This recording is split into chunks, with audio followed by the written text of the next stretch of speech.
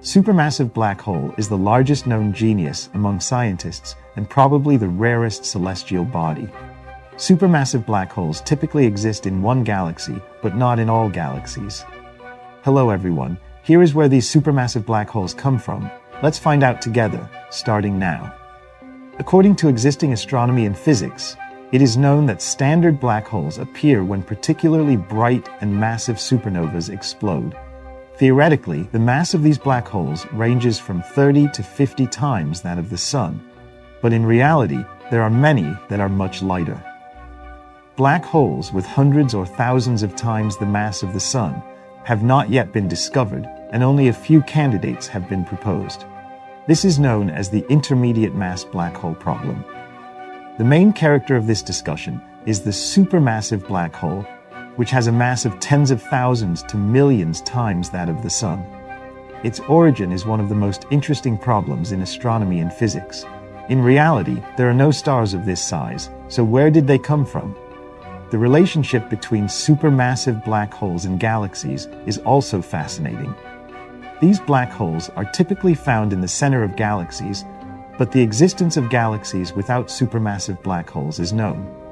However, supermassive black holes without galaxies have not yet been confirmed. The formation of galaxies and supermassive black holes is a problem similar to the chicken and egg problem. Which came first, the supermassive black hole that gathered matter around it, or the galaxy that formed first and had a black hole at its center? There is still no consensus on this issue. So where did they come from? The biggest problem in the formation of supermassive black holes is that it is not enough for a massive amount of matter to gather at a single point. To increase the mass of a black hole by having a large amount of matter fall into its singularity, it must rotate very slowly. Otherwise, an accretion disk will form around the black hole, and that will be the end of it. Of course, it is possible that the matter in the surroundings could be consumed by a black hole, but it is not very common for it to become a supermassive black hole.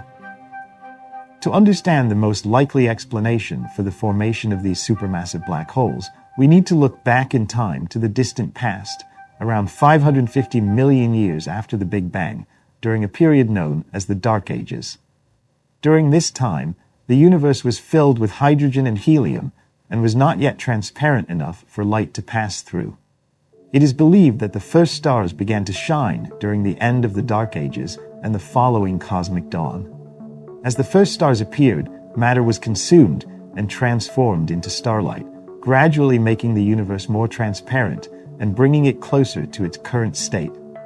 Generally, the universe during the Dark Ages was a cradle of a giant star, meaning it was a gas or dust cloud where new stars were born. The existing theory is that dark matter actively participated in this process. As dark matter gathered material through gravity and began to surround it, galaxies were formed in no time. At the center of this fence, the density of material is very high, and it is said that primitive stars, which weigh more than 20 times the mass of the Sun, were formed massively at this time. For various reasons, these stars seem to have been very unstable and began to collapse rapidly without exploding. When a supernova explosion occurs, it collapses and becomes a black hole or neutron star. Although it is only a tiny fraction of the matter that was concentrated in the building, when a primitive star collapses, it becomes a black hole in its entirety. Then, these black holes merge, creating a supermassive black hole. Some modifications have been added to the theory through recent research. Many scientists currently believe that there was no merger between black holes, but instead a single primitive star with a vast mass, ranging from tens of thousands to millions of times the mass of the Sun, was formed in the galaxy. It is difficult to imagine what process might have taken place since such stars do not exist in the universe today. Perhaps these primitive stars began to collapse silently for only a few thousand years. Although this hypothesis seems to make sense, there are several unexplained phenomena. One of them is, as mentioned earlier, that most of the supermassive black holes have masses of hundreds of millions or billions of times that of the Sun, not just thousands of times. For a black hole to become this massive, according to the hypothesis of a collapsing primitive star, it must absorb an enormous amount of matter in a very short astronomical period, many millions of times its own mass.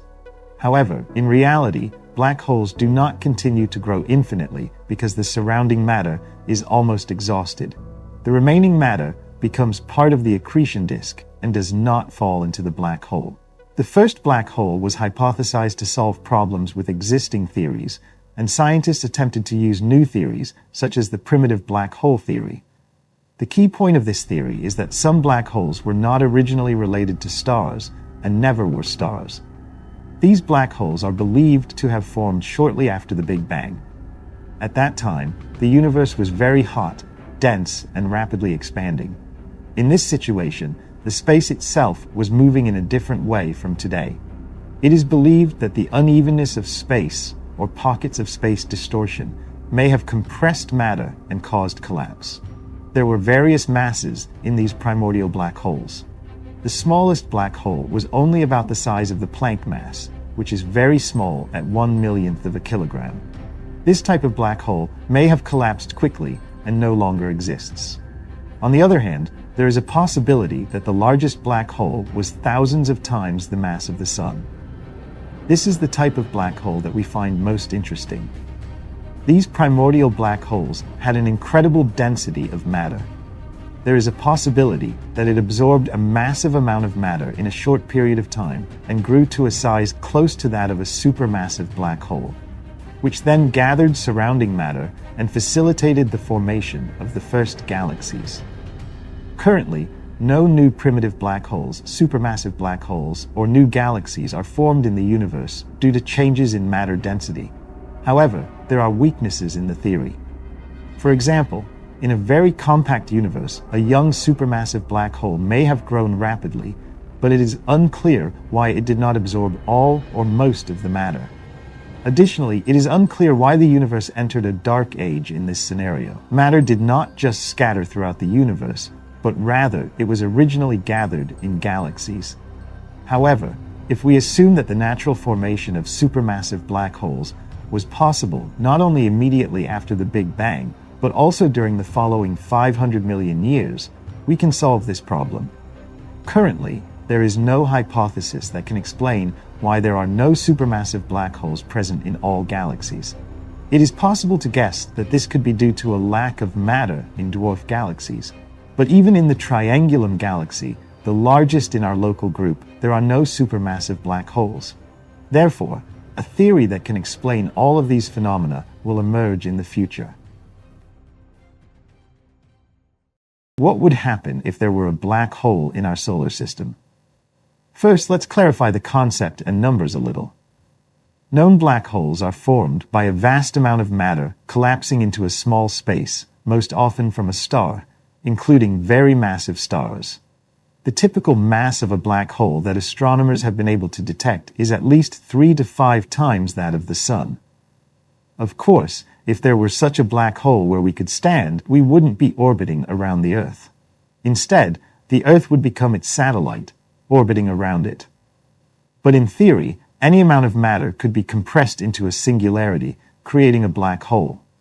Therefore, for the purposes of this video, we will assume that our hypothetical black hole has a mass similar to that of the Moon. How could such an object come into being? It could be born from some anomaly, or it could have been born for an alien experiment. More accurately speaking, the event horizon of a black hole is very small, about 0.1 millimeters in size. Earth is not sucked into it because black holes behave the same as celestial bodies with the same mass. However, its effect on Earth is very interesting. To talk about the effect of such a black hole on Earth, it's best to start with something simple. For example, let's start with the appearance of the night sky. A black hole with stellar mass would have a bright accretion disk surrounding the black sphere, creating a very beautiful spectacle. You might have seen this kind of image in an illustration, science fiction movie, or computer game, but please forget about the image this time, as it doesn't apply in the case we are discussing, as I mentioned earlier. Black holes with masses similar to the Moon are very small. They have a strong gravitational force, but they are so small that at best, we can only see faint patches in the sky on a regular basis. In the worst case, it may not be until the space age that we realize the existence of black holes. Instead of solar eclipses, we may observe the sun through a gravitational lens caused by a black hole. Light passing through the side of a black hole is distorted by its gravity. Therefore, when the moon passes between the sun and the Earth, we can briefly observe a faint distortion on the solar disk. Also, when the moon is between a star and the Earth, the star that is the source of light appears differently to us due to the lens effect, such as appearing to emit momentary flashes like some other stars, or appearing to expand slightly. However, because black holes are so small, we can observe these phenomena only through high-performance telescopes. There is a deep connection between our culture and the moon, historically. The first calendar was likely the lunar calendar, no matter when it was made. The periodic changes in the size of the moon can be easily observed if there is only 1 month, but it is difficult to calculate it in areas where there are only rainy and dry seasons. If the moon were to become a black hole, the spirits would naturally become unknowable. This would cause a significant delay in the development of not only astronomy, but also civilization as a whole. In reality, time would only be measured in day and night, and it wasn't until the Stone Age that the concept of a year could be recognized. However, this is a story of when the Earth could somehow escape the destructive effects of a black hole, which may be quite difficult. As I mentioned before, this is the story of the eternal end. When a black hole appears nearby, it is very small compared to the many major changes that occur. As you know, it also affects the Earth's gravity, not just cars, but also constantly swirling to prevent other parts of the Earth from cooling down. Even if there is a black hole instead of the moon, there will still be tidal effects on the Earth, but because of its small size, the tidal effect appears to be concentrated in a narrower range and at a pinpoint. However, it will act more strongly. Near the equator of the Earth, natural disasters such as volcanic eruptions or earthquakes will occur intermittently. As a result, life will become practically impossible, and there will be a significant impact on the Earth's climate. Due to this geological activity, the Earth is getting warmer, and the transparency of the air is decreasing due to the continuous emission of volcanic ash. Earth will become darker and hotter in such an environment. Before we even consider whether humans can be born in such a scenario, it is unknown whether life can survive at all. It is entirely possible for Earth to become like Venus. Another problem is radiation emitted from the Earth's satellites. Black holes, in particular, emit severe radiation from their accretion disks. In this case, interaction with solar winds and the moon's magnetic field may also occur. Perhaps the Earth will be bombarded with constant streams of various particles, and it is unknown whether the Earth's magnetic field can protect it. If it cannot, after hundreds of millions of years of radiation exposure, all of the Earth's water will decompose due to the radiation's influence. Without radiation protection suits, the Earth will become an endless barren wasteland where nothing can survive. Of course, in such a scenario, no form of life could exist. Finally, there is a phenomenon called Hawking radiation, which suggests that any black hole will consume energy and mass over time and eventually evaporate. Particle pairs are created and evaporate, which is a very gradual process. For a stellar mass black hole, it would take endless time with dozens or hundreds of pairs sticking together, while a black hole with the mass of the moon would take only billions or trillions of years. In theory, the smaller the mass of a black hole, the more actively the particles mentioned earlier are created, causing another problem for us. As the particles rain down on Earth, they create confusion in the magnetic field and cause geomagnetic storms one after another until the last one explodes and dies. Of course, that is if it hasn't been swallowed by another black hole by then.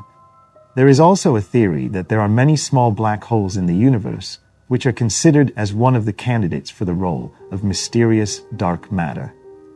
These black holes are thought to have emerged after the Big Bang because they have certain properties that satisfy the matter and space. If this hypothesis is correct, theoretically, it is also possible for Earth to have such a satellite. Lastly, there is something I would like to say. The possibility of such satellites being born in the solar system is low. In such cases, black holes will swallow all matter in the gas and dust cloud phase and grow to become a normal mass black hole. However, there is a good chance that they may come from somewhere in a completed star system far away. Certainly, there has never been a similar phenomenon observed in an alien planet. Therefore, the possibility of such an event occurring seems low.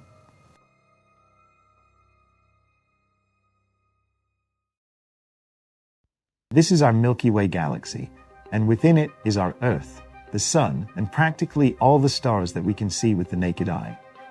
At the center of our galaxy lies a supermassive black hole known as Sagittarius A. But if we now ponder the history of galaxies and black holes, what do you think came first, the black holes at the centers of spiral galaxies, or the galaxies themselves? At first glance, everything might seem straightforward, but what if I told you that galaxies and black holes actually appeared simultaneously? Would you believe me? That's why let's try to understand this today and figure out what really came first. To answer this question, we initially need to understand what the universe looks like on large scales. Currently, the universe contains over 1 trillion galaxies arranged in a web-like cosmic structure.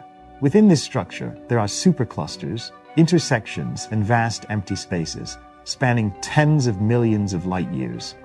The observable part of the universe extends for 46 billion light years in all directions from the observer. However, it wasn't always like this.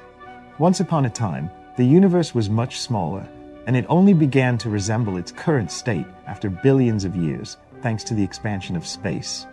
But now, it's important for us to conceptualize the universe on large scales in order to answer the question about black holes. Even though these topics may seem unrelated at first glance, I'll explain why they are crucial. That's because when we ask whether black holes or galaxies came first, we are essentially asking whether the universe evolved from small structures to large ones, or vice versa. For decades, there were debates on this topic, mainly led by American and Soviet scientists. The former favored a bottom-up approach, while the latter favored a top-down approach. So let's delve into what the significant difference is here. In the bottom-up scenario, the universe began with strong fluctuations on small scales. Over time, these fluctuations grew into dense regions, eventually leading to the formation of clusters that grouped together and grew into large galaxies. According to this scenario, black holes formed first, along with large star clusters, and only much later did they evolve into what we now know as galaxies. Now, considering the other scenario, the universe began with strong fluctuations on large scales. On small scales, regions that were too dense experienced gravitational collapse, transforming from irregular ellipsoids into pancakes, which eventually evolved into galaxies. In this scenario, galaxies formed first, and black holes grew in their centers later. For a long time, there was no definitive evidence supporting either of these theories. However, everything began to change when we discovered and started measuring the residual radiation from the Big Bang, which provided us with a lot of information about the early universe's structure compared to the current one. Now, we are not interested in how the universe originated.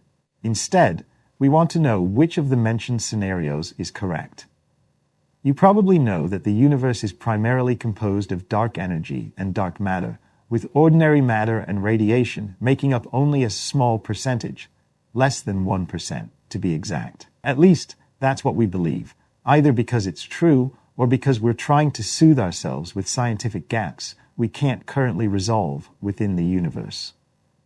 Our knowledge comes from a combination of evidence, primarily from background microwave radiation observations, the study of large-scale structures, and measurements of the universe at great distances. Here, you can see various energy components of the universe which are crucial for understanding cosmic evolution. Furthermore, we can learn about the universe's structure on large scales through baryon acoustic oscillations or the cosmic microwave background. This helps us understand the scales and patterns of initial universe fluctuations. Regarding the singularity before the Big Bang, we now have several questions. Did it happen on large or small scales, or did it occur simultaneously at all scales? These questions can be readily answered by studying the cosmic microwave background.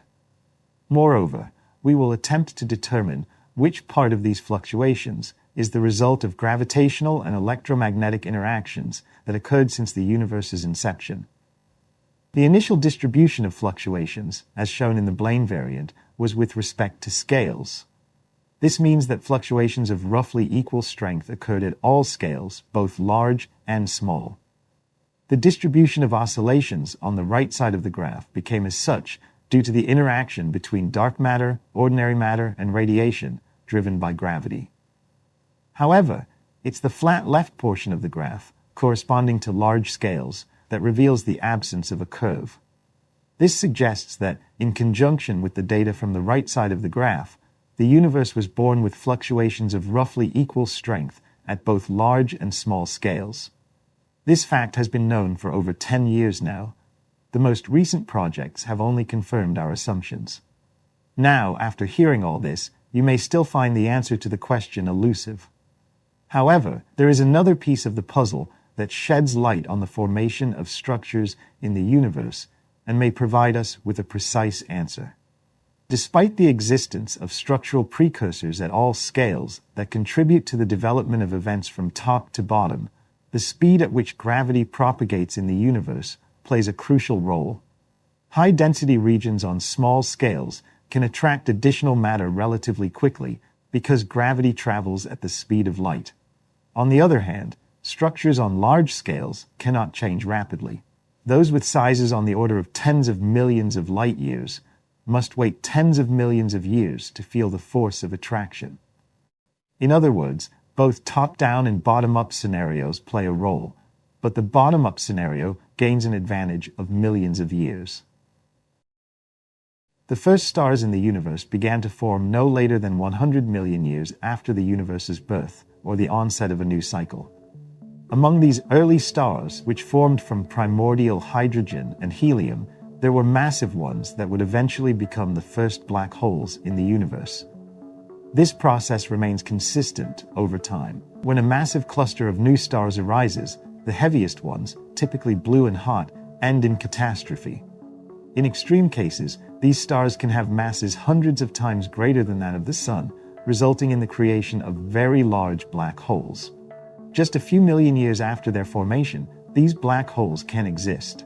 Therefore, as far as we know, stars and black holes formed first in the universe, and galaxies appeared around them through the aggregation of these small regions.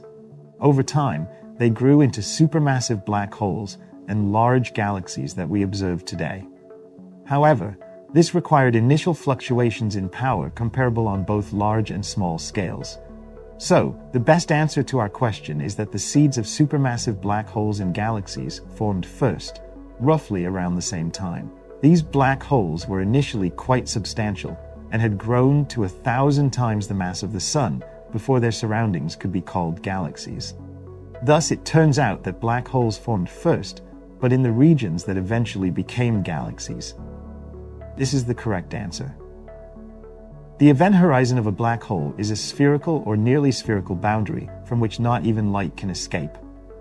However, there is a prediction that outside the event horizon, a black hole emits radiation. It's challenging to imagine considering the diversity of forms matter takes in the universe. For millions of years, there were only neutral hydrogen and helium atoms.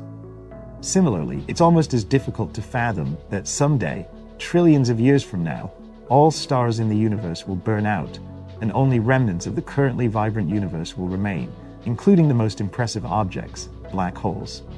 However, black holes are not eternal either.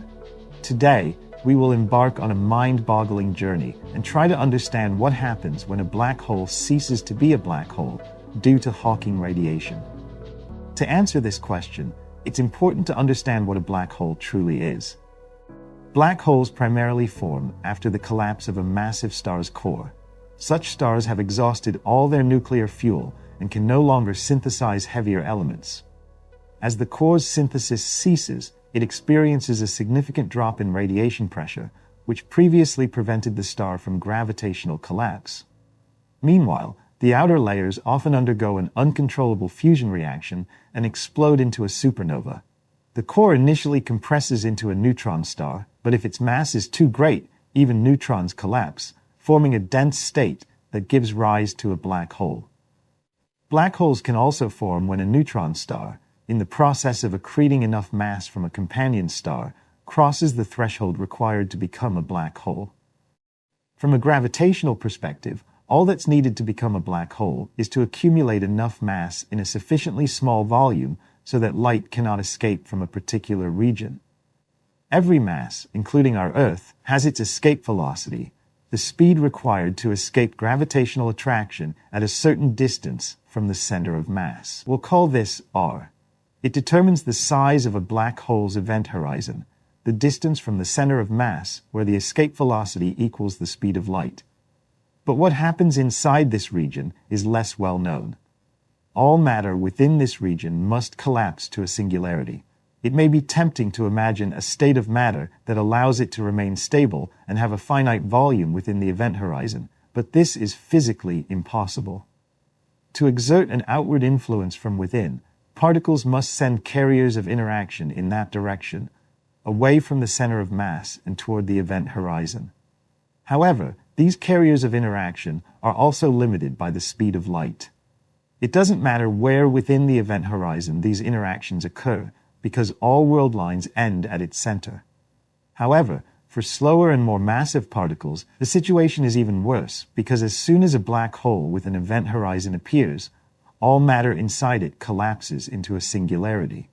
And since nothing can escape, one could conclude that a black hole is eternal, if not for quantum physics. In quantum physics, there exists a non-zero amount of energy inherent to space itself, i.e., the quantum vacuum. In curved spacetime, the quantum vacuum acquires slightly different properties than in flat space, and there are no regions where curvature is higher than in the vicinity of a black hole's singularity. Therefore, if we compare these two laws of nature, quantum physics and spacetime, from the general theory of relativity around a black hole, we obtain a phenomenon known as Hawking radiation. The visualization of quantum chromodynamics demonstrates how particle-antiparticle pairs arise from the quantum vacuum in very short periods of time, as a consequence of Heisenberg's uncertainty principle. If you perform calculations according to the quantum field theory in curved space, you will get a quite astonishing result. Thermal radiation emanates from the space surrounding the black hole's event horizon. The smaller the event horizon, the stronger the curvature of space nearby, and the higher the rate of Hawking radiation. If our sun were a black hole, its Hawking radiation temperature would be 62 nanokelvin, whereas a black hole in our galaxy would be as low as 15 femtokelvin. This is only a tiny fraction of 1 for a black hole. This means that small black holes evaporate faster, while large ones live longer. But the most astonishing thing in all of this is that, until the very last fraction of the last second, a black hole will maintain its event horizon until its mass becomes zero. However, the last seconds of a black hole's life will be characterized by a unique and very massive release of energy, and it will have just 1 second left when its mass drops to 228 tons. At that moment, the size of the event horizon will be 300 in the 40th power meters, which corresponds to the wavelength of a photon with energy exceeding anything achieved so far at the Large Hadron Collider. But in this last second, an enormous amount of energy, equivalent to 5 million megatons in TNT, will be released, creating the sensation that millions of nuclear bombs are detonating simultaneously in a small region of space. In this final stage of a black hole's radiation, as it shrinks in mass and radius, its Hawking radiation becomes increasingly higher in temperature and power. In this final stage of a black hole's radiation, as it shrinks in mass and radius, its Hawking radiation becomes increasingly higher in temperature and power. One of the most popular topics discussed in the scientific community is undoubtedly the subject of black holes. The thing is, black holes are not formed solely from the collapse of very massive stars. Supermassive black holes also exist at the centers of galaxies, with masses millions or sometimes billions of times that of the Sun. Such a black hole is presumed to exist at the center of our galaxy. However, no matter how much you want to, and no matter what technologies you use, so far it can only be observed indirectly. So let's try to understand how close we need to be to a black hole to see it, and whether it's even possible to see a black hole, specifically how it works. But first, let's clarify how we know about the existence of a black hole at the center of our galaxy. The thing is, visible light contains a lot of dust in the plane of the Milky Way, effectively blocking our view of the galaxy's center. However, in other wavelengths, such as infrared, X-ray, or radio, we can see through the dust and discover many interesting things. There's hot gas moving at tremendous speeds, as well as flashes corresponding to matter being absorbed by the black hole. Most interestingly, the orbits of individual stars revolve around the same point, one that doesn't emit any light at all. These facts are consistent with the presence of a supermassive black hole with a mass of 4 million times that of the Sun. And the more massive a black hole is, the larger, or more precisely, the physically bigger its event horizon is, the region around it from which light cannot escape. If our Earth suddenly turned into a black hole, its diameter and event horizon would be only 1 7/10 of a centimeter. The diameter of the event horizon of a supermassive black hole at the center of the galaxy is 23.6 million kilometers, or 40% of the size of Mercury's orbit around the Sun. Moreover, in other galaxies, according to scientists' assumptions, there are even larger black holes. They are just millions or thousands of light years away. The thing is, for an individual object, this is a very large size, and the effect of general relativity that causes space to curve only increases it. But even though the size of this object is gigantic, it is extremely far away from us, which makes it very difficult for us to observe. At a distance of 26,000 light-years, the visible size of the black hole would be only 19 angular microseconds, or 19 millionths of a millionth of a degree. To put this into perspective, the Hubble Space Telescope's resolution is 26 angular milliseconds, which is more than 1,000 times larger than what is needed to see this black hole. In theory, if we were to get closer to it, at a distance of a few hundred light-years, we could see it directly. But, as you might have guessed, this is unfeasible. However, we have one technology that can bypass this limitation. In certain long wavelengths, particularly in radio and X-rays, a black hole can occasionally flare brightly, or objects passing by it can illuminate the event horizon from behind. The maximum resolution is determined by the size of the telescope's mirror. How many wavelengths can fit across that mirror? For radio telescopes, these wavelengths can be several meters long, so huge telescopes are needed to achieve high resolutions. But there's a workaround for achieving higher resolution without the need for building a telescope the size of the Earth. This workaround involves using an array of telescopes separated by very large baseline distances. They would gather light like a single, regular telescope. The object would still be quite dim, but their resolution would be the same as a telescope, with a mirror diameter equivalent to the distance between the farthest telescopes in the array. This idea is being implemented by the Event Horizon Telescope project, which plans to use large baseline distances for short wavelengths, precisely for the measurement we are interested in. However, there are a few assumptions. An array of 7 or 13 stations, each of which would answer the question if a black hole has a real event horizon observed directly. The black hole in the center of our galaxy, Sagittarius A*, is an ideal target for scientists, and it is expected to have the largest event horizon visible from Earth. Interestingly, the second largest should be located at the center of M87, the largest galaxy in the Virgo cluster. Its size will be 5 times larger than the maximum resolution of the Event Horizon Telescope. This means that we will be able to closely examine its jet and understand how these supermassive objects behave. However, when it comes to observing a black hole with the naked human eye, I must disappoint you because the resolution of the human eye is trivial. It's only 60 arc-seconds. In other words, to observe something with a visible size of 19 angular microseconds, you would need to be 3 million times closer to it, which means you'd have to approach it at a distance of 546 astronomical units. The closest star to us, besides the Sun, is Proxima Centauri.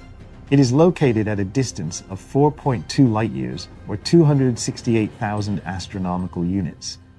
So, you would need to be 500 times closer to the black hole than the closest star to us to see anything.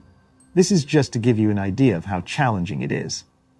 In reality, this is not the last word on black holes. They are objects of heightened interest among scientists worldwide because any fresh news about them instantly becomes popular among space enthusiasts. Black holes are the most compact and simplest objects in the universe. They are described by just two parameters, mass and rotation speed. From an astrophysical perspective, black holes represent the final stage in the evolution of stars. For example, a massive star evolves, explodes, and its core compresses into a black hole. The event horizon of a black hole is a boundary, a shell with no physical surface. It's just a distance from its center, a point beyond which an object or light can't escape, due to the very strong gravity that prevents anything from leaving. Mathematically, leaving the event horizon implies moving backward in time, which is impossible according to physics. Today, we'll identify the black holes closest to Earth and discuss recent discoveries. You'll also learn how to see a black hole from Earth without a telescope. For a long time, black holes were thought to be products of various theorists' imagination.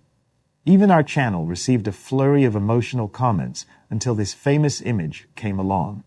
Mention of black holes was made in the theory of general relativity back in 1916. However, the first cosmic discovery related to black holes happened only 56 years ago with Cygnus X1. It was discovered in 1964 and is one of the brightest sources of X-ray radiation, boasting the highest flux density. Cygnus X1 was the first X-ray source identified as a candidate for a black hole. It's among the most studied objects, and we know that its mass is nearly 15 times that of the Sun. It's demonstrated that this object is too compact to be anything other than a black hole, with an event horizon radius of approximately 26 kilometers. At one point, there was debate about Cygnus X1. For example, until 1990, the renowned scientist Stephen Hawking didn't believe it was a black hole. However, he later conceded when observation data solidified confidence in the presence of a gravitational singularity in this system. Furthermore, we've detected X-ray and radio emissions from the centers of galaxies, indicating the existence of supermassive black holes even without visible cosmic objects. We've identified dozens of black holes directly through their gravitational waves. Now, let's discuss the nearest black holes to us and what recent discoveries have revealed.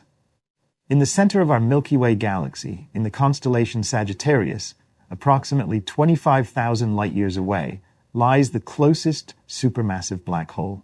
A smaller black hole, around 5 solar masses, orbits a sun-like star at a distance of just 3,000 light-years from Earth.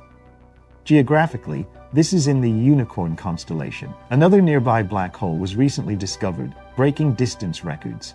It's in a triple system called OJ 68+19, located in the southwestern part of the constellation Telescope near the borders of the Peacock and Altar constellations. Due to its location, the system can only be observed south of 33 degrees northern latitude. The system appears as a variable star faintly visible to the naked eye. It's 1,120 light-years away from us and is moving away at a speed of 9.4 kilometers per second. In May 2020, it was announced that this system contains the nearest black hole to our solar system, making it the first instance of a black hole in a star system visible to the naked eye. Scientists were able to track the motion of 2 companion stars and deduce the existence of this invisible object. This system could just be the tip of the iceberg, suggesting that many more such black holes could be discovered in the future.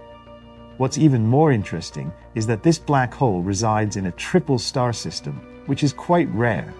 Most models of star evolution and supernova explosions predicted that such a system would be disrupted, with individual objects drifting apart. However, HR 68+19 continues to exist as a triple system, showing that this doesn't always happen. Lastly, this discovery confirms the theory that the Milky Way likely contains many more black holes than the few dozen that have been discovered so far. Scientists believe that since the formation of our galaxy, a significant number of stars have evolved into black holes at the end of their lives. The discovery of this quiet, invisible black hole in HR 68+19 opens up the possibility of finding many more black holes in our Milky Way. So, the topic of black holes is highly relevant today. Stars, planets, and cosmic matter, bound together by gravitational forces, form some of the most massive objects in the universe, galaxies. The exact number of galaxies remains unknown, but it is estimated to be several hundred billion, and that's only within the observable part of the universe. Despite galaxies being astronomically distant from one another, they sometimes collide. Such collisions are truly spectacular events on a grand scale. Cosmic evolution. In the universe, there are galaxies orbiting around a common center of mass. In such systems, there's a central giant galaxy with several satellite objects. During their evolution, if the orbits of smaller galaxies do not match, they all start to revolve around this center. However, if galaxies have identical orbits, they will merge into one large system, while the smaller object gets torn apart. Astronomers observe such collisions quite frequently. It is believed that the Andromeda Galaxy also collided with a smaller galaxy in the distant past. Similarly, our system has also absorbed smaller galaxies. But if astrophysicists claim that the universe is expanding, why do galaxies collide? And all because the expansion of the universe is happening slowly. Galaxies in clusters and superclusters experience gravitational attraction towards each other and move at speeds of hundreds of kilometers per second. The cosmological expansion reaches such magnitudes only at distances of tens of millions of light years, which is hundreds of times larger than the sizes of galaxies. Therefore, within clusters, galaxies do not notice the expansion of the universe. They move and collide as if it doesn't exist. However, no matter how common such interactions may be, astronomers rarely manage to capture dynamic images of colliding galaxies, like the ones Hubble captured. ARC-282 consists of the spiral galaxy NG69 and its smaller companion, IC-1559. They both have highly active cores, serving as powerful sources of radiation. The activity of ARC-282 is associated with the black holes located at their centers.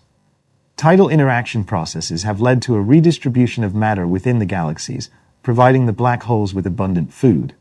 The galaxies have also formed a connecting bridge, which is visible in the Hubble image, consisting of elongated gas and dust affected by tidal forces.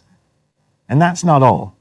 The Hubble Space Telescope also took a series of photos of two merging galaxies in the VV689 system, which astronomers have named the Angel's Wings. Unlike random visual alignments of galaxies that only appear to interact from Earth's perspective, these two galaxies in VV689 are in the midst of a collision. This galactic interaction has made the VV689 system in the constellation Leo nearly symmetrical, and now they resemble huge galactic wings. Another well-known space telescope, the James Webb, also captured interesting images. The star cluster in the Cartwheel Galaxy was formed as a result of a collision with a satellite galaxy. The Cartwheel Galaxy has two rings that expand outward from the collision center, much like ripples in a pond after a stone is thrown in. Due to these distinctive features, astronomers refer to it as a ring galaxy. It has a less common structure compared to spiral galaxies like the Milky Way. In the next two galaxies shown in the cosmic image, they pass through each other, leaving a bridge of young blue stars between them. The head-on collision between the two galaxies showcased an object of triangular shape where thousands of stars were born. This image was captured by the Hubble Space Telescope, as reported by NanoWork. Astronomers speculate that the galaxies passed through each other, triggering a fiery burst of star formation in a unique shape in NGC 2445, where thousands of stars ignite. This galaxy is rich in gas, the fuel from which stars are created, leading to its star-forming abundance. However, the new galaxy has not managed to escape the gravitational grip of its partner, NGC 24. The galaxy has pulled gas from NGC 2445, creating the peculiar triangle of newly formed stars. As we can see, these interactions can appear stunningly beautiful. In the search for dark matter, but it is not only the beauty that fuels scientists' curiosity. As early as the 1970s, serious arguments emerged in favor of the idea that galaxies contain so-called dark halos, apart from stars and gas. Theoretical arguments arose from considerations of the stability of the stellar disks of spiral galaxies, while observational evidence came from the large, non-decreasing rotation velocities of gas at the far edges of galactic disks. Where there are almost no stars, and therefore the rotation speed is determined through gas observations. If the entire mass of a galaxy was primarily contained in stars, then the orbital velocities of gas clouds located beyond the stellar disk would decrease as the distance increased. This is observed in the planets within the solar system, where the mass is primarily concentrated in the Sun. However, in galaxies, this is often not the case, which indicates the presence of some additional massive and extended component whose gravitational field imparts high velocities to the gas clouds. The situation was partly clarified when massive dark halos were introduced into the mathematical model of galaxies. These dark halos do not contribute to the galaxy's overall luminosity and are only evident through their gravitational influence on the stellar subsystem. One way to obtain information about the structure of dark halos is by studying extended structures that form around galaxies during their interactions. For example, sometimes, during a close passage, one galaxy steals gas from another, winding it around itself in the form of an extended ring. The existence of extended polar rings can only be explained if the mass of the dark halo is approximately twice that of the luminous matter in the galaxy. Tidal tails also serve as reliable indicators of the presence of dark matter in the peripheral regions of galaxies. Perhaps the first evidence of hidden mass was obtained as early as 1933, when the astrophysicist Fritz Zwicky noticed that galaxies in the Coma cluster were moving faster than expected, implying the presence of some invisible mass that kept them from flying apart. The nature of dark matter remains unknown, so it is often referred to as some abstract cold dark substance that interacts with ordinary matter solely through gravity. However, due to its significant mass, it acts as the active background on which all scenarios of structure formation and growth in the universe unfold, while ordinary matter passively follows the proposed scenario. These ideas form the basis of the so-called hierarchical clustering scenario. According to this scenario, primary density fluctuations of dark matter arise due to gravitational instability in the early universe and then multiply by merging with each other. As a result, numerous gravitationally bound dark halos are formed, differing in mass and angular momentum. Gas collapses into the gravitational wells of these dark halos. This process is called accretion, leading to the formation of galaxies. The history of mergers and accretion of each dark matter clump largely determines the type of galaxy that emerges within it. The appeal of the hierarchical clustering scenario is that it describes the large-scale distribution of galaxies quite well. The most impressive numerical experiment conducted within this scenario is called the Millennium Simulation. Astronomers reported its results in 2005. In the experiment, the n-body problem was solved for 10 billion dark matter particles, starting from when the universe was only 120 million years old until the present day. During this time, nearly half of the dark matter had gathered into dark halos of various sizes, totaling about 18 million. Although complete and unequivocal agreement with the observations of large-scale structure has not been achieved yet, there is still much to discover. In 2002, a team of researchers led by Beth Willman began the search for unknown satellites of the Milky Way in the Sloan Digital Sky Survey.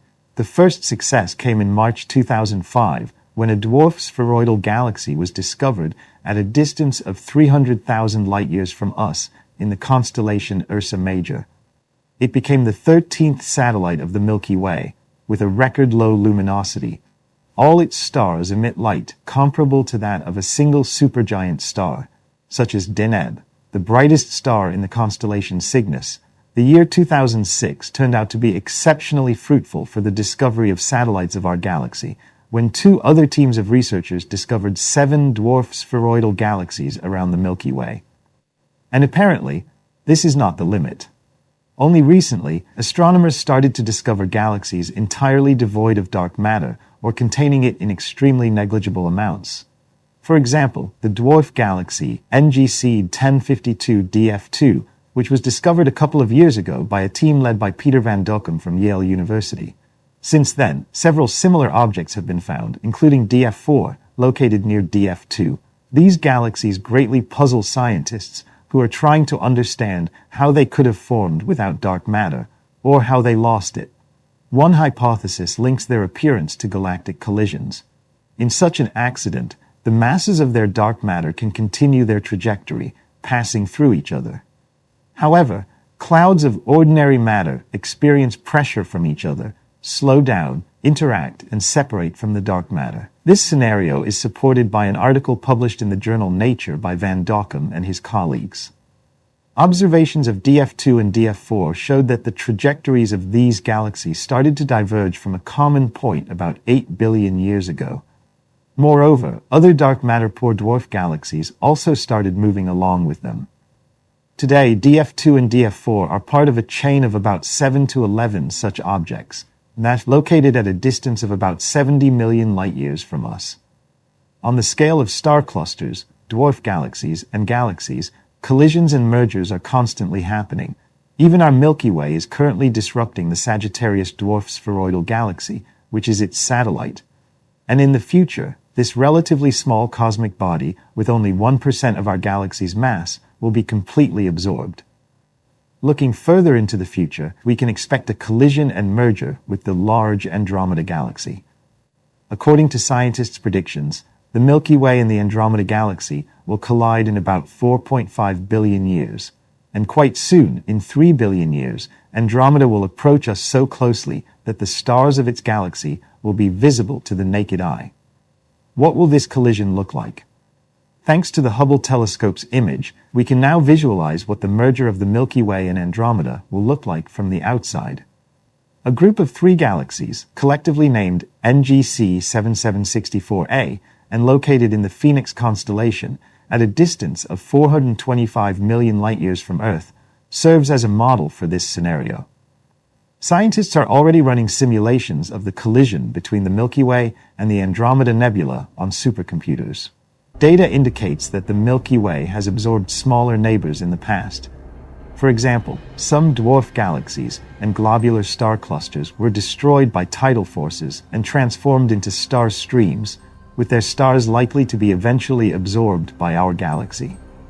Using data from the Gaia Space Telescope, scientists partially answered the question of when the last collision and absorption of a neighbor occurred. Gaia creates a 3-dimensional map of the galaxy by measuring distances to stars, enabling scientists to observe their movement directions. This led to the discovery that around 8 to 10 billion years ago, the Milky Way engulfed a sizable dwarf galaxy called Gaia Sausage Enceladus, GSE. As an inheritance from the collision, we received about 8 new globular star clusters along with 50 billion new stars. Additional research revealed that GSE was not a satellite of our galaxy, but was moving in a direction opposite to the Milky Way's rotation. Thus, our courses intersected and a collision occurred rather than a gradual merger. This intergalactic catastrophe provided us with material, forming about 50% of today's halo and 20% of the dark matter halo. The next similar event, as we mentioned before, will be the encounter with Andromeda. Scientists speculate that if the Andromeda Nebula and the Milky Way eventually merge, the resulting new galaxy will have an elliptical shape. It is even given a name, Milkomeda. By that time, the Sun, which might have transformed into a red giant, will be relatively far from the galactic center, since the distance between stars will increase. However, this won't impact us anymore.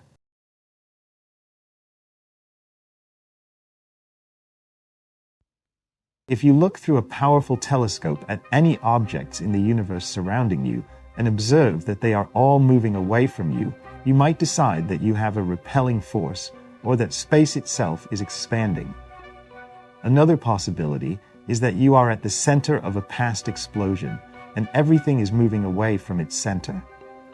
At first glance, all of these and some other explanations might seem reasonable, but scientists always talk about the expanding universe as if other alternatives are not suitable. One of the most incredible facts associated with Einstein's theory of general relativity is that it relates space-time, matter, and energy.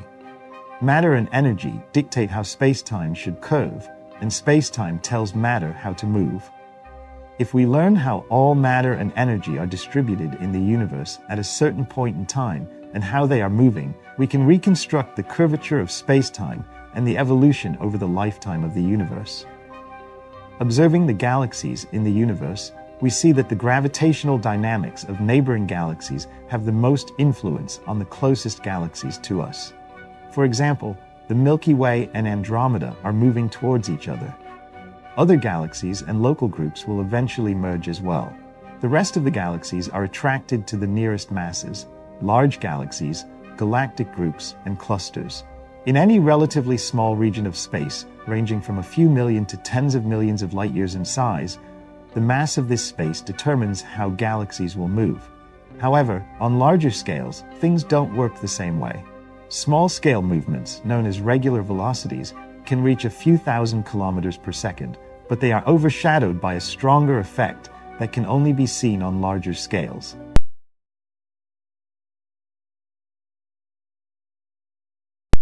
This empirical observation is known as Hubble's law, which postulates that the observed recession velocity of galaxies is proportional to their distance from us. The constant of proportionality in this relationship is known as the Hubble constant. It has been measured quite accurately, and you can see its value on your screen right now. But why does this happen?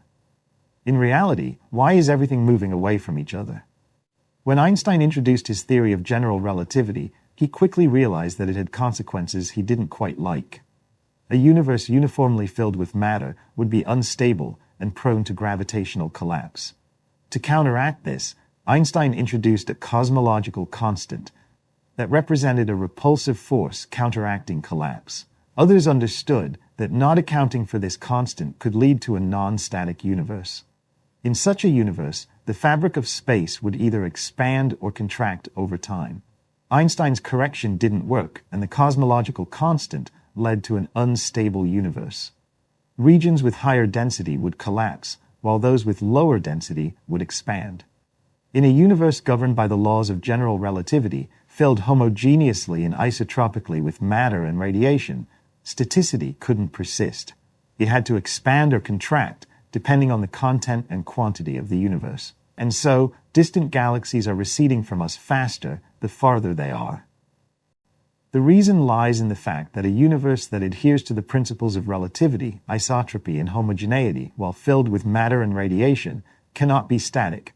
It must either expand or contract based on its content and quantity. This situation could have evolved due to various factors. Redshift fatigue. Light coming from distant galaxies loses energy as it travels through space, potentially resulting in a decrease in observed energy and a perceived redshift. High-speed motion. Rapid movement could cause the fastest galaxies to become the most distant over time. Initial explosion. An initial explosive event could push galaxies further away from us. Expansion of spacetime, the last possibility, but the one supported by a comprehensive set of data, including general relativity and the physical distribution and properties of observed galaxies. By the 1930s, it became clear that there were only two options, and the universe is indeed expanding. This was further confirmed by the fact that the redshift of objects correlated well with calculated distance and observed expansion velocity, regardless of the object's distance. But a study from 2011, represented by the red data points, provides the most compelling evidence to date that the temperature of relic radiation was higher in the past. The spectral and temperature properties of distant light confirm the fact that we live in an expanding space. Collectively, all this evidence teaches us that the universe is expanding, and most likely, this is the cause of the redshift. It's not due to motion, tired light, or the result of some explosion. Space itself is expanding. This portion of the universe we can see and study is growing over time. Since the presumed Big Bang, 13.8 billion and 8 billion years have passed, and the majority of objects whose light has reached us are now about 46 billion light-years away. As of now, the observable universe spans about 46 billion light-years in all directions from our vantage point. Beyond these boundaries, there is undoubtedly much more space, likely even infinite. Personally, I'm confident that there is more universe beyond. It's just that light hasn't had enough time to reach us. In this context, whether the universe is finite or infinite doesn't matter. It can still expand. Expanding the universe is like multiplying its size by growth factors. If it was initially finite, it will remain finite but larger in size. If it was infinite, it will stay infinite. The key point is that the universe changes, expands, and stretches. All these effects are consistent and indisputable. What lies beyond the observable universe is a topic for future videos. However, when we talk about distances in the universe, we sometimes find ourselves in a state of shock because our minds can't fathom just how immense those distances are. For example, consider a distance of 10 million light-years. But what if I tell you that the diameter of the universe is about 93 billion light-years from our perspective? The observable universe can roughly be imagined as a sphere with an observer at the center. If you were to observe in any direction, the farthest point you could see would be around 46 billion light-years away. In terms of diameter, this figure adds up to 93 billion light-years. However, if we delve into the age of the universe, this number would be much less than 93 billion. So let's try to understand today how this came to be. To answer this question, let's consider when we say that an object is at a distance of 13 billion light-years from Earth. What do we mean? Is it the current distance to the object? That is, how far it is now when the light from the object started traveling toward us? Or is it the distance that light has traveled? Due to the universe's expansion, these variations should differ significantly. But first, let's use a simple analogy for better visualization. Imagine two adjacent flights of stairs. You stand on one, and your friend stands lower on the other. Your friend tosses a ball to you with a certain speed. It takes some time for the ball to travel to you. If you know the ball's speed and the time it takes, you can calculate the distance to your friend. Suppose the ball travels at 10 meters per second, and you are 10 meters away from your friend. Now, let's complicate the scenario. Imagine both of you are on escalators, moving in opposite directions. Your escalator goes up, while your friend's goes down. Each escalator moves at a speed of 2.5 meters per second. Now, things become less straightforward. If your friend throws the ball at 10 meters per second, and you start 10 meters away from them, by the time the ball reaches you, you won't be 10 meters apart anymore. It would take 1 whole second for the ball to reach you, during which you'd move 17 meters away. If you were initially 10 meters apart when the ball was thrown, the moment the ball reaches you means you started at 6 meters away. It took me 0.8 seconds for this scenario. If it took exactly 1 second, it means you started at 8 meters. Now consider that I've rounded the values for simplicity. When two objects are stationary, all three values are the same. For moving objects, they're different. As you know, the universe is expanding, so things get more complicated. When we observe the distant edges of the universe, we're looking into the past. We see light from a time when objects were closer together, and the universe expanded faster in ancient times. Unlike the escalator analogy, the rate of the universe's expansion changes over time.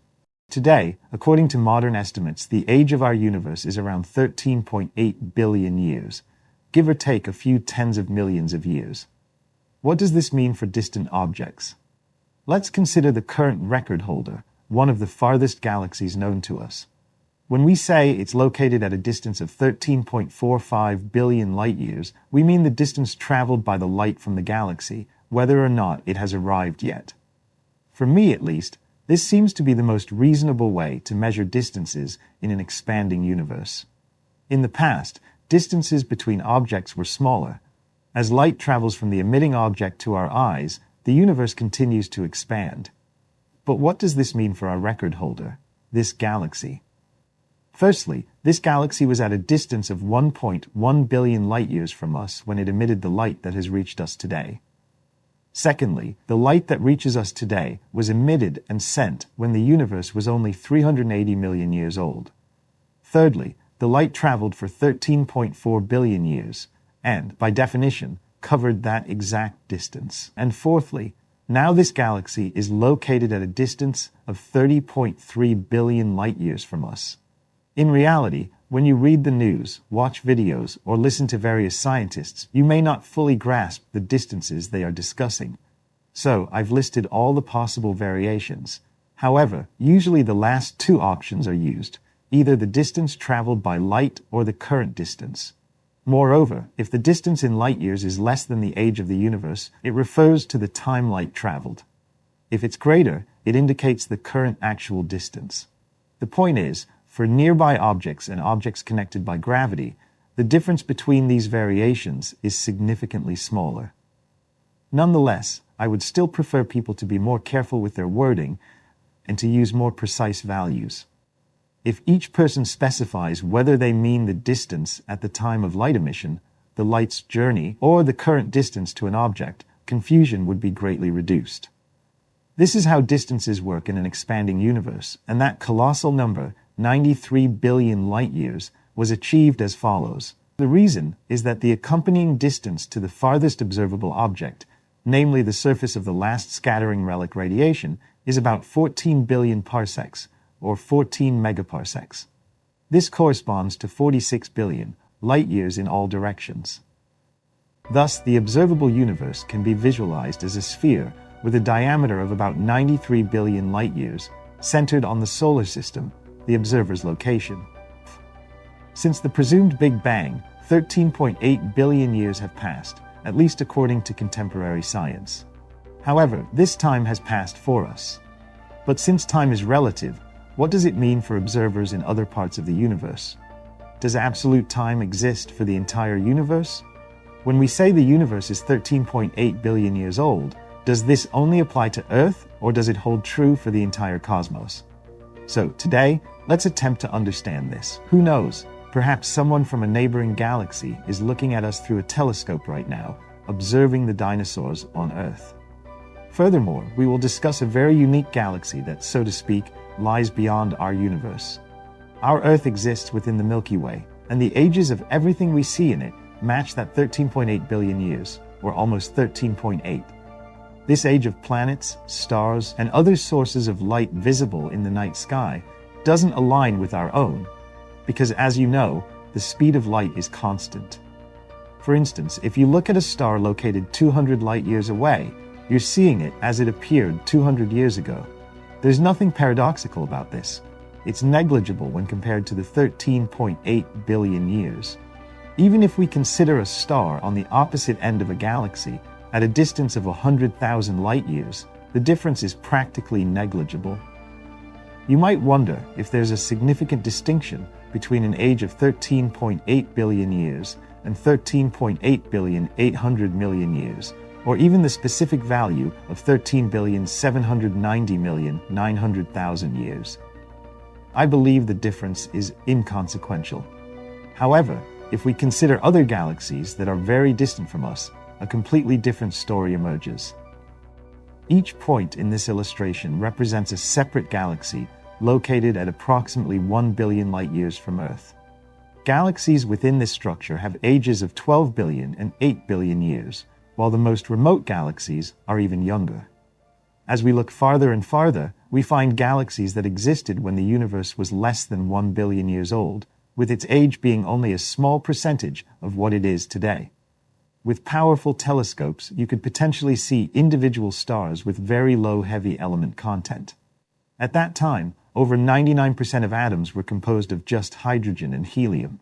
Carbon, oxygen, silicon, phosphorus, iron, and other elements necessary for constructing the universe were scarce. This would result in a lack of rocky planets, organic molecules, and the chance for life. When we observe galaxies in their original state, we are essentially peering into the past. Yet, there's a crucial point to note. We aren't seeing galaxies as they are today. Rather, we are observing them from our perspective, looking into the past.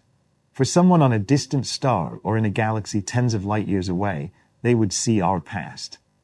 If they were 100 light-years away, Earth wouldn't have signs of nuclear bombs.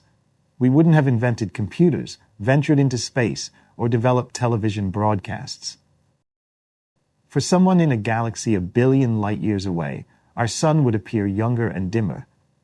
Earth would only have single-celled organisms.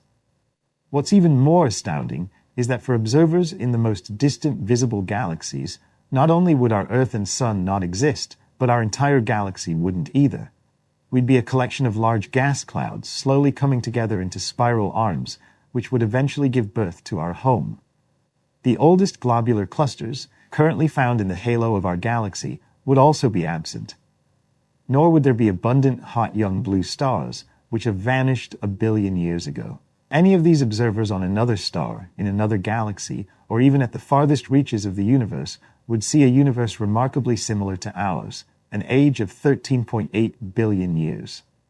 A universe where observations peer into the past in all directions, where relic radiation cooled to this temperature, and where the great cosmic web would be indistinguishable from what we see. In this universe, looking at us, they'd see us in the past, just as we see them. But doesn't all of this imply that there's some form of absolute time? Initially, it might seem so, but in reality, it's not the case. If the Big Bang truly occurred, it happened everywhere simultaneously, 13.8 billion years ago. This would be true from the perspective of any galaxy. However, what if there were galaxies moving at speeds not just hundreds or thousands of kilometers per second relative to the coordinate system of relic radiation, but hundreds of thousands of kilometers per second? This speed is very close to the speed of light. Just as time goes differently for anyone moving close to the speed of light on Earth, it doesn't matter if it's a particle, a train, or a person. Though it might seem fantastical, if a planet, star, or galaxy had been moving at speeds near the speed of light for a long time, it would appear significantly younger than the rest of the universe. Imagine that when the universe was only a billion years old, a galaxy accelerated due to a series of gravitational interactions, reaching 99% of the speed of light. Over the 12 and 8 billion years since then, this galaxy would have experienced only 18 billion years. Compared to known galaxies, it would be smaller and less spread out. Therefore, the universe must appear the same to all observers everywhere. The same amount of time should pass, and the universe should possess the same large-scale properties nearly everywhere. However, for some select observers who have spent significant time at speeds near the speed of light relative to the coordinate system of relic radiation, the universe would seem very strange. The moment they slowed down, relic radiation would appear young and the universe old. The fact that 13.8 billion years have passed since the Big Bang would apply to all and everything in the observable universe. You were moving at a speed close to the speed of light. It might be difficult to believe this. However, the conclusions I've shared are based on my perspective living on Earth, in the solar system, and within the Milky Way galaxy. All these conclusions about the age of the universe and various distances are drawn from what I see. To reach these conclusions about the age of the universe, I've studied space on the plate, then what's around me. These studies are based on my perspective. Unfortunately, not everyone is as lucky as me. Not everyone can comprehend that they're part of the universe. Now, let me explain why. For example, in this image, there's a galaxy. The name won't tell you much.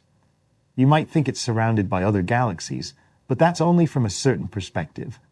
If you were flying through the universe and passed near it, you'd encounter no galaxies there. As far as we know from astronomical observations, this galaxy is in complete isolation. For hundreds of millions of light years in all directions, there's nothing.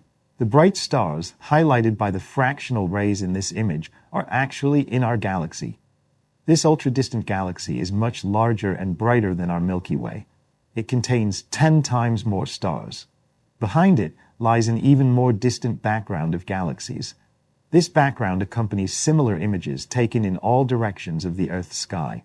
This galaxy is located in the Pisces constellation. The density of matter in the space surrounding it is about 1 atom per cubic meter. Unlike most galaxies, which are situated along galactic filaments, it's in cosmic voids, empty spaces between them. This galaxy is so isolated that if our Milky Way were in its place, we wouldn't have known about the existence of other galaxies until the 1960s, when powerful telescopes emerged. Now imagine where we'd be if we were at Shocky or the Hooke.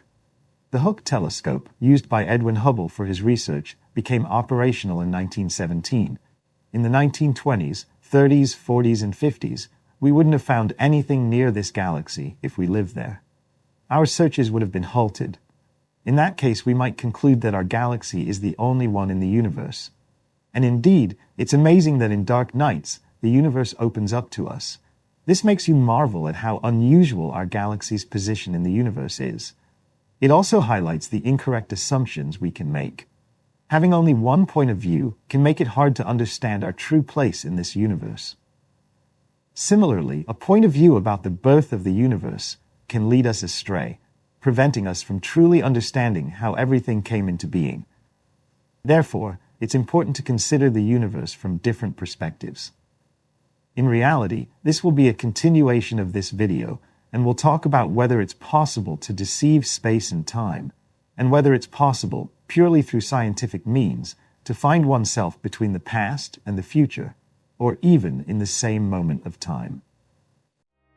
This illustration represents our cosmic history from the Big Bang to the present day, within the context of an expanding universe. The Big Bang was preceded by a state of cosmic inflation. However, the idea that there had to be a singularity before that is dreadfully outdated. Almost everyone has heard of the Big Bang, but if you were to ask different people, from laymen to cosmologists, to complete the sentence, "In the beginning, there was," you'd receive a multitude of different answers. One of the most common responses is a singularity, which refers to the moment when all the matter and energy of the universe were concentrated into a single point. The temperature, density, and energy would have been infinitely large. This idea could imply the infection of space and time. However, this picture is not just untrue, it's likely been outdated for about 40 years. We are quite confident that there was no singularity associated with the hot Big Bang. Space and time might not have had a moment of origin at all. Let's not rush to make hasty conclusions. Instead, let's explore what we already know on this matter and, most importantly, where this knowledge comes from. Astronomical observations conducted with various telescopes allow us to examine some of the most distant galaxies we have ever seen, many of which are at unreachable distances for us. As we look farther and farther, we discover that the most distant galaxies are moving away from us at an ever-increasing speed, thanks to the expansion of the universe. Today's universe is filled with galaxies in all directions and at various distances. On average, the farther a galaxy is from us, the faster it moves away. This is not due to the galaxies actually moving within their local cosmos. The expansion of space itself is responsible for this phenomenon. This prediction was one of the unusual results derived from the theory of general relativity by Soviet physicist Alexander Friedmann. Edwin Hubble's observations confirmed it. This means that over time, matter in the universe becomes more spread out and less dense as the volume of the universe increases. This also implies that in the past, the universe was denser, hotter, and more uniform. Extrapolating backward in time, we arrive at early, hotter, denser states. But does all of this lead to singularities where the laws of physics break down? When you extrapolate the universe's development backward in time, you start to notice several important changes. In particular, you'll reach an era where gravity didn't have enough time to form sufficiently large clumps of matter for stars and galaxies to form. Then, you'll arrive at a point where the universe was so hot that it couldn't even form neutral atoms. Beyond that, there will be a state where atomic nuclei themselves break apart. Then, you'll witness the spontaneous appearance of pairs of matter and antimatter particles, and then you'll see where individual protons and neutrons will decay into quarks and gluons. The thing is, regular physics, including the moment of the universe's beginning, breaks down in a singularity. However, achieving an infinitely hot and dense state has its consequences, many of which, unfortunately, are not confirmed by observations. Each step represents a universe that's progressively younger, smaller, denser, and hotter. Continuing this extrapolation, we see that the densities and temperatures increase to infinite values at the moment when all the matter and energy of the universe were contained in a single point, a singularity. However, the hot Big Bang, as initially thought, wasn't just a hot, dense, and expanding state. The moment when all the laws of physics ceased to work was the birth of space and time. It's a way to suddenly make the entire universe appear out of nothing. It was the original act of creation. The singularity is associated with the Big Bang, but if everything happened as described, and the universe in the past had infinitely high temperatures, there would be certain obvious signs observable even today. However, for now, let me remind you what fluctuations are. Fluctuations are oscillations, meaning any random deviation from a certain value. In the context of the Big Bang, there would be temperature fluctuations of enormous amplitudes, temperature fluctuations that would be limited by the speed of light. They would only occur on scales not larger than the cosmic horizon. Relics of high-energy cosmic materials, such as magnetic monopoles, should have remained, but temperature fluctuations don't exceed 1 part in 1,000, which is 1,000 times smaller than what the singularity-based Big Bang predicts. Fluctuations larger than the horizon have been confirmed by various satellites, but the constraints on the existence of magnetic monopoles and other relics of ultra-high energy are extremely strong. The absence of their presence has serious consequences. The universe never reached extremely high temperatures, so there must be some boundary. We can't extrapolate back infinitely far to a hot, dense state with infinitely high temperature. Moreover, there's a limitation on how far we can go while accurately describing our universe. In the early 1980s, a theory emerged that before our universe was a hot, dense, expanding, cooling, matter and radiation-filled state, it underwent a phase of inflation.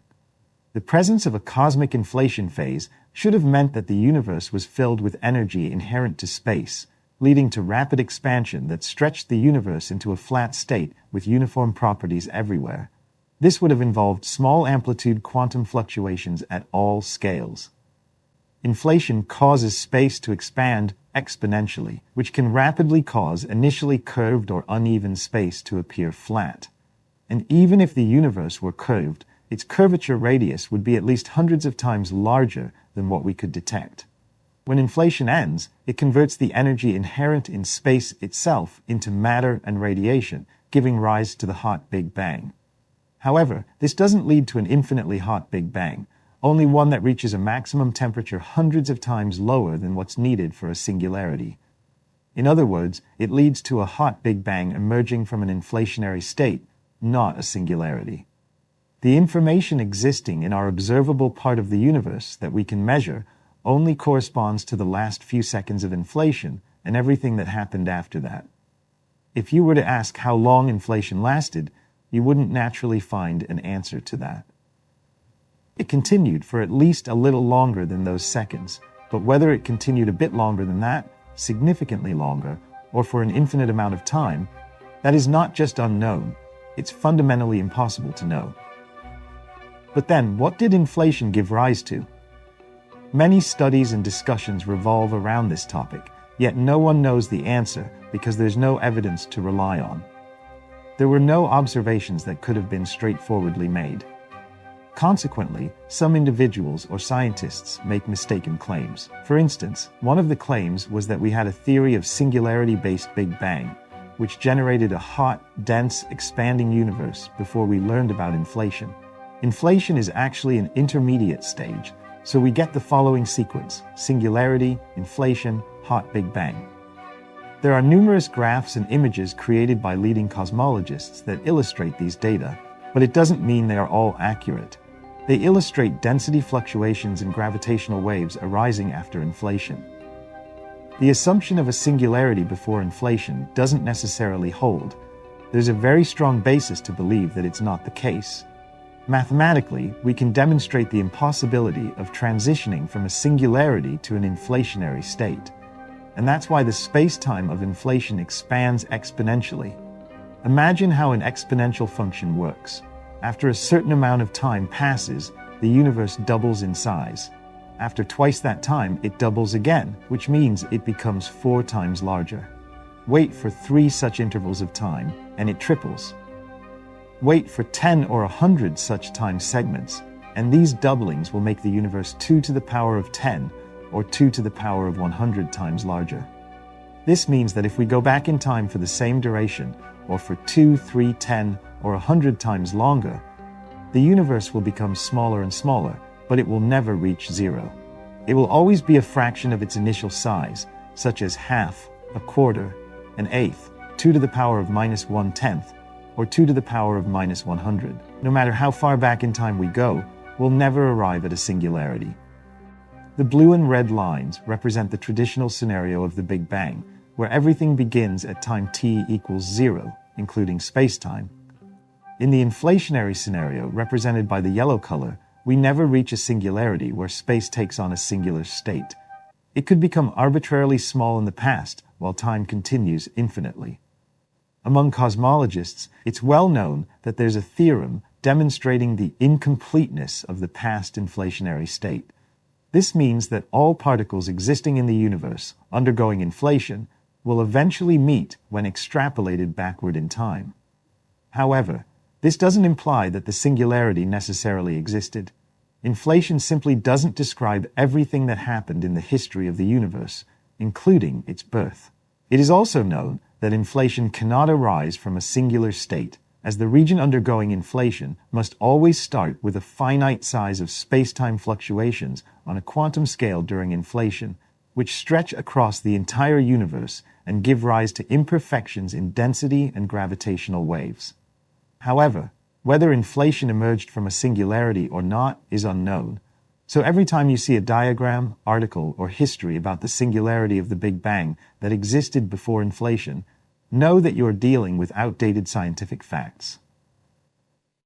The idea of the singularity of the Big Bang lost its relevance as soon as we understood that there was another state before the hot and dense state of the Big Bang, cosmic inflation, which likely prepared and initiated the Big Bang itself at the very beginning of space and time. Possibly, a singularity from which inflation emerged existed, but there is no guarantee. In science, there are things that can be checked, measured, predicted, confirmed, or refuted. For instance, inflation giving rise to the hot Big Bang is substantiated. Everything else is merely idle speculation. Therefore, to understand how our universe was born, it's worth considering all possible scenarios of events.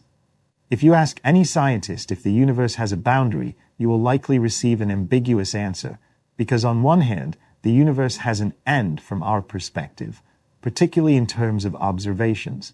This is known as the observable universe. But if we look at science from a different angle, we understand that our universe is expanding with acceleration, thus there cannot be any limitations.